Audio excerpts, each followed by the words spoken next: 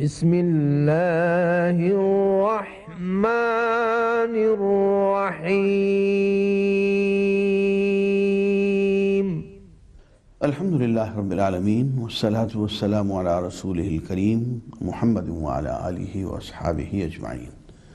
اعوذ باللہ من الشیطان الرجیم، بسم اللہ الرحمن الرحیم۔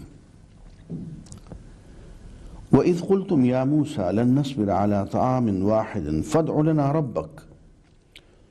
فَادْعُ لَنَا رَبَّكَ يُخْرِجْ لَنَا مِمَّا تُنبِتُ الْأَرْضُ مِن بَقْلِهَا وَقِثَّائِهَا وَفُومِهَا وَعَدَسِهَا وَبَصَلِهَا۔ صدق اللہ العظیم۔ عزیزان گرامی السلام علیکم۔ میں نے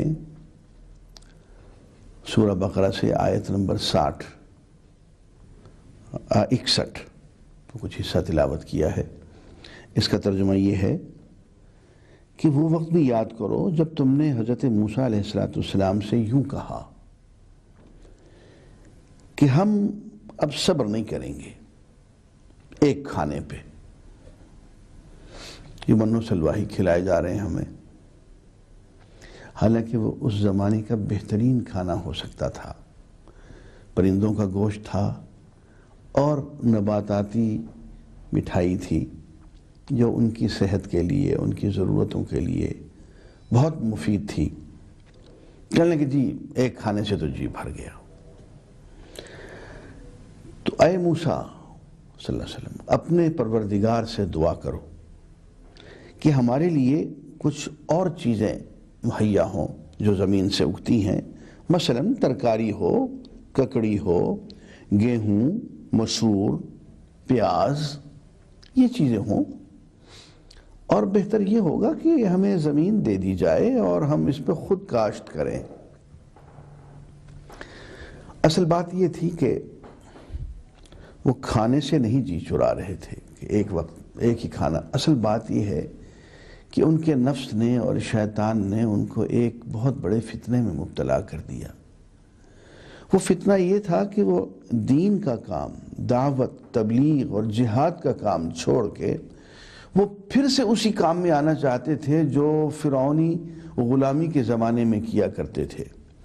فرعون انہیں کوڑے بھی مارتے تھے، ان پہ تشدد بھی کرتے تھے، ان سے کھیتوں میں کام بھی لیتے تھے، اور یہی ککڑی اور گیہوں اور مسور اور پیاز اور ترکاری ان سے اگواتے بھی تھے اور خود کھاتے تھے اور تھوڑا سا ان کو بھی کھلا دیتے تھے۔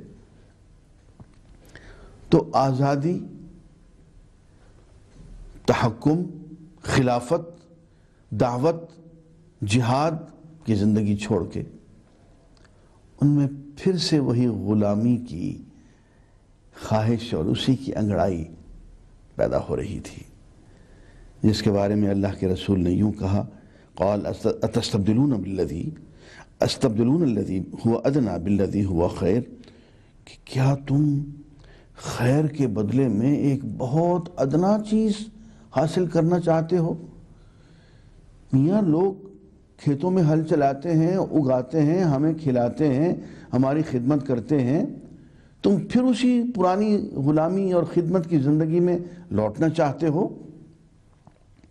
ہاں، اگر یہ تمہاری مجبوری ہو گئی ہے اور تم دعوت اور تبلیغ اور جہاد کا کام نہیں کرنا چاہتے ہو تو ٹھیک ہے، اہبطوا مصرا فإن لکم ما سألتم، یہ شہر ہے سامنے، اس میں داخل ہو جاؤ اور تم جو چاہتے ہو تمہیں مل جائے گا۔ وہاں ارد گرد زمینیں بھی ہیں، وہاں پھر تم کاشت بھی کرو اور یہ ککڑی اور گیہوں اور پیاز اور لہسن یہ سب وہاں اگاتے پھرو۔ وَضُرِبَتْ عَلَيْهِمُ الذِّلَّةُ وَالْمَسْكَنَةُ، اور ان کی اس دنیا داری کی وجہ سے، دعوت اور تبلیغ کے کام سے جی چرانے کی وجہ سے ان پہ ذلت اور محتاجی مسلط کر دی گئی۔ وَبَاءُوا بِغَضَبٍ مِّنَ اللَّهِ، اور اللہ کے غضب کے مستحق ہو گئے۔ ذَلِكَ بِأَنَّهُمْ كَانُوا يَكْفُرُونَ بِآيَاتِ اللَّهِ وَيَقْتُلُونَ النَّبِيِّينَ بِغَيْرِ الْحَقِّ۔ اصل بات یہ ہے کہ یہ ایک کھانے سے تنگ آ جانے کا مسئلہ نہیں تھا، بلکہ ان کے اندر، ان کی شخصیت کے اندر ایک بیماری تھی کہ یہ اللہ کی آیات کا کفر کے اندر موجود تھا، اور اللہ کے نبیوں کے ساتھ بغیر حق گستاخی اور ان کے قتل کا جرم ان کی طبیعتوں میں موجود تھا۔ ذالک بما عصوا وکانوا یعتدون، اور اصل بات ان کی یہ تھی کہ یہ نافرمان تھے اور حد سے گزرنے والے لوگ تھے، اس لیے اللہ کے غضب کا شکار ہو گئے۔ وآخر دعوانا الحمدللہ رب العالمین۔